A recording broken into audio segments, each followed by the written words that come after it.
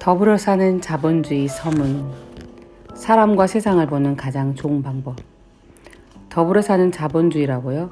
이 말은 잔인한 친절이라든가 산송정이라는 말처럼 논리학에서나 나오는 모순이 아닌가요? 이 두 가지 말, 더불어 산다는 말과 자본주의는 서로 모순되는 말입니다. 한 대학생이 어느 강연회에서 나에게 비꼬듯이 말했다. 지난 4, 5년 동안 사람들은 더불어 사는 자본주의라는 명제에 몰두해 있는 나를 놀려댔다. 나는 자본주의라는 말이 그렇게도 위험스럽고 조화될 수 없는 말이며 19세기 말의 악덕 자본가라든지 미성년자의 노동 착취라든가 오염된 강물이라든가 푸른 하늘을 뿌옇게 더럽히는 공장 굴뚝을 연상케 하는 말인지 납득할 수 없다. 어느 대학 교수는 동정심이 많은 자본가는 성공할 수 없다라고 강의 도중 나의 면전에 대고 강조했다. 그에 대해 나는 동정심 없이든 자본주의도 없다고 응수했다.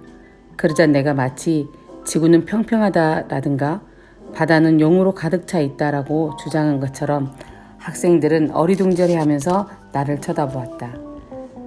나는 잠깐 침묵 속에서 이 더불어 사는 자본주의라는 명제가 얼마나 중요한 것인가를 새삼 깨닫게 되었다. 세상의 많은 사람들은 자본주의를 환영하며 그 혜택을 누리고 있는 반면 아직도 사람들은 자본주의의 폐단에 난색을 표하며 실패 사례에만 관심을 집중하고 있다. 설상가상으로 수백만의 우리들 자신들은 더불어 사는 자본주의가 얼마나 많은 도움이 되며 얼마나 삶의 질을 향상시켜 주는지를 알지 못하고 있다. 수많은 대학 교수들이나 실문의 칼럼니스트들은 자본주의의 막강한 힘과 성공의 실패를 왜 인정하려 들지 않는 것일까? 왜 사회주의나 심지어는 공산주의가 추구해온 시대착오적인 관념에만 매달려 있는 것일까? 분명히 자본주의에도 폐단이 있다. 지난 과거의 실책이 분명히 드러난 이상 우리 모두는 이 같은 실수를 앞으로 반복하지 말아야 한다. 이와 같은 결점에도 불구하고 자본주의는 선택적으로 취할 수 있는 체계적인 경제 체계화 되어 있으며 그러한 이유는 쉽게 이해할 수 있다. 이 책은 아메이 기업에 관한 저술이 아니고 과거 40년 동안 아메이가 이룩한 성공이 더불어 사는 자본주의의 위력을 보여주는 좋은 예가 된다는 것을 강조한 것이다. 피델 카스트로와 그 혁명군이 한때 부유했던 섬나라 쿠바의 경제 부흥을 약속하며 혁명 정부를 세웠던 것이 1959년 1월 16일이었다. 그 주에 제이벤 앤델과 나는 미시건주 에이다에 있는 우리 집 지하실에서 아메이 기업을 설립했다. 그 당시는 사회주의가 세계 경제의 일대 희망으로 간주되고 있었고 자유기업은 점점 소장 상태로 접어든 때였다. 이것이 이 당시 나와 앤델이 둘이서 알고 있는 전부였다. 미국식 자본주의는 몰락의 길을 걷고 있는데 반해 러시아와 중국이 전파시키는 마르크스식 공산주의는 성공을 쟁취할 듯했다. 어떤 사람들은 지금 독자적인 사업을 시작할 때가 아니며 그러한 시절은 영원히 사라졌다라고 우리에게 경고해 주었고 자본주의는 지금껏 우리들을 골탕 먹였으며 앞으로도 그러할 것이 뻔하다. 사회주의만이 우리들의 희망이다 라고 험악한 표정으로 화를 내며 말하기도 했다. 우리 두 사람은 자유경제체제 비판자들의 말을 듣고 그들의 충고에 한편으로는 고마움을 느끼면서도 그 충고를 한 귀로 흘려버렸다. 우리는 회사명을 사유재산을 인정하고 자유기업 경쟁을 허용하는 미국식 경제 방식은 최고의 방식이다라는 뜻에서 아메이라고 부르기로 했다는 것을 초창기 미국 판매협회에서 한 연설에서 밝힌 적이 있다. 나는 그때 내가 한 말에 대해 그 후 몇 년 동안 아메이 모임뿐만 아니라 학교, 교회, 사교 모임 등 가리지 않고 수천 번을 이야기해왔다. 왜냐하면 그 시절의 미국인들은 그 당시까지 역사상 가장 높은 수준의 생활을 가져다 둔 자유경제체제에 대한 믿음을 상실해 가고 있었기 때문이다. 나는 사유재산과 자유경제체제의 토대 위에 우리 나라를 우리나라를 세웠습니다. 자본주의가 완벽하다는 것이 아니라 하더라도 우리나라를 부강하게 만들 수 있는 것은 역시 자본주의 체계밖에는 없습니다라고 누구에게나 말하곤 했다.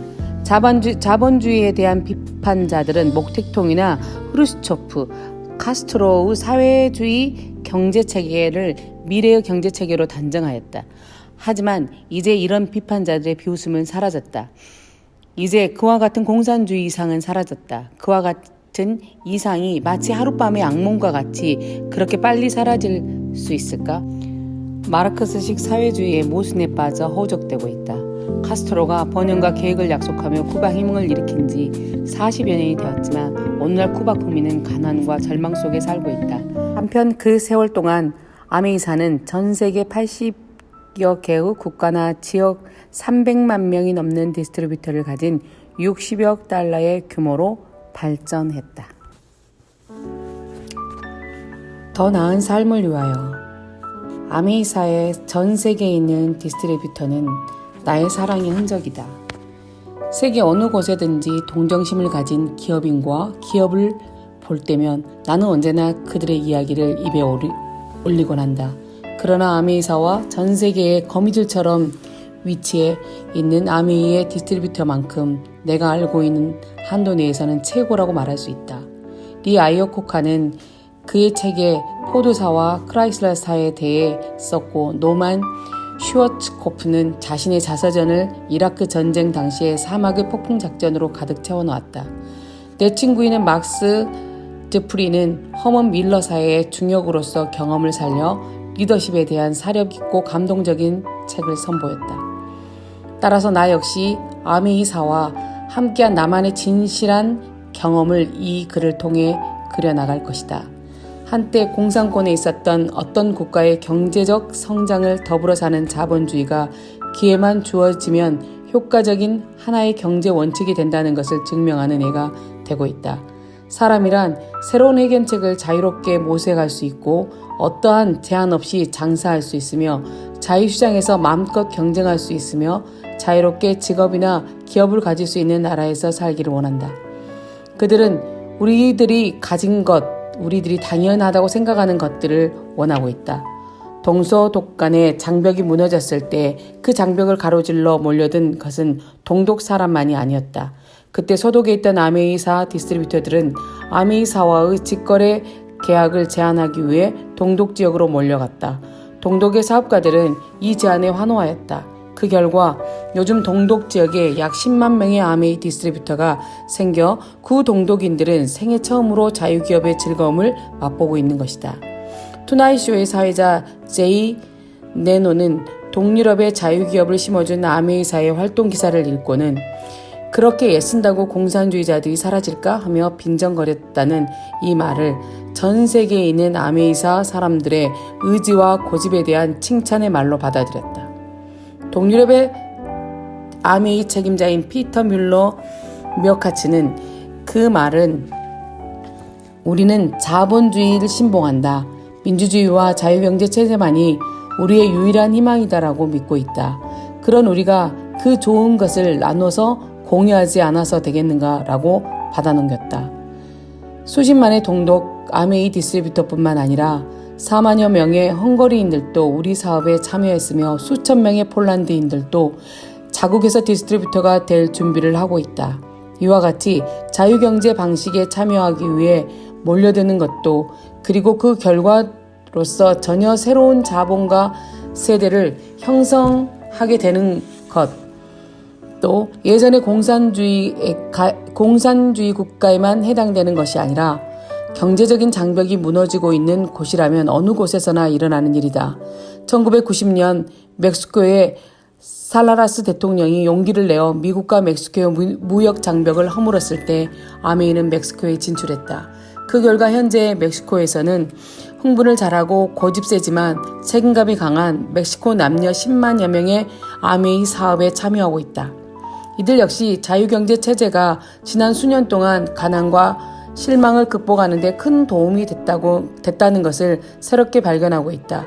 인도네시아에도 5만여 명이 넘는 아메이 디스트리뷰터가 활동하고 있으며 심지어 일본에서는 근로자들이 자영업을 할 수 있다는 점과 상류층으로 진입할 수 있는 기회로 보고 사회적 보장이 안전한 봉급 생활을 청산하고 직접 판매 사업을 시작하고 있다.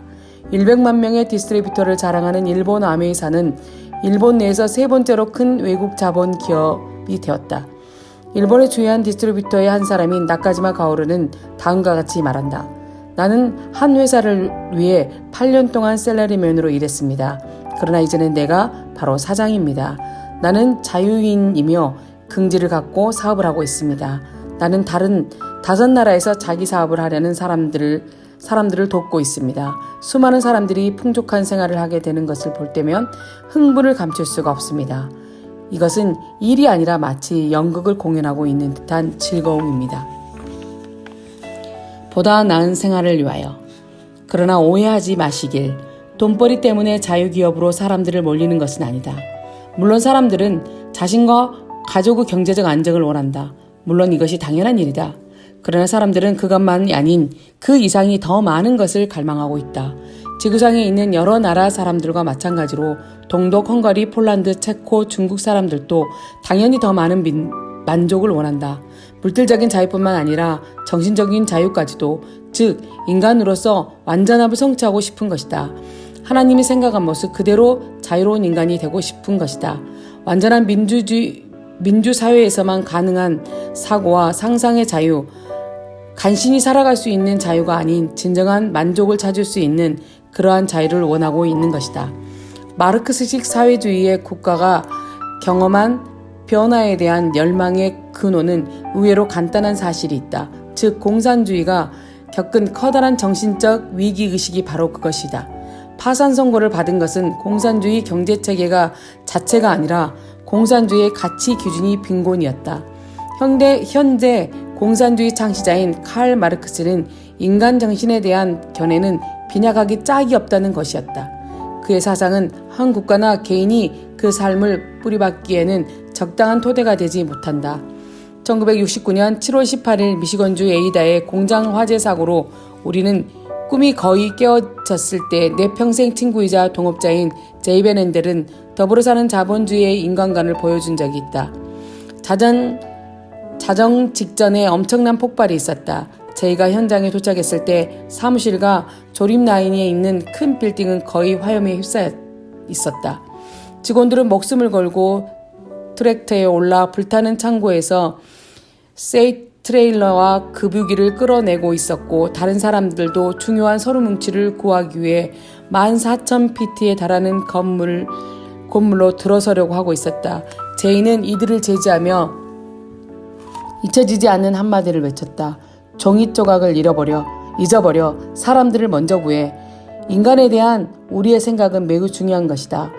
우리가 사람을 고결한 영감을 지닌 피조물로서 하나님이 가치를 부여한 하나님의 아들로서 생각한다면 당연히 사람은 존경심과 존엄함으로 대해야만 할 것이다. 그러나 만일 사람을 영혼도 없고 오직 국가에 의해서만 그 가치가 매겨져 있는 유물적인 존재라고 생각한다면 어떻게 될 것인가? 그 질문에 대한 해답은 공산주의 역사를 보면 쉽게 알 수 있을 것이다. 우리가 사는 지구의 참 모습을 생각해 본다면 지구의 한정된 자원을 어떻게 이용할 것인가 하는 문제의 중요성을 깨달을 수 있다. 우리가 사는 이 놀라운 행성인 지구와 지구의 보물을 하나님이 우리에게 준 선물로 생각하며 우리 스스로를 무한한 가치를 가진 그 보물을 지켜야 할 수호자로서 하나님이 정해 주었다고 생각할 수만 있다면 당연히 지구를 보호하고 사랑할 사람은 바로 우리 자신 아니겠는가?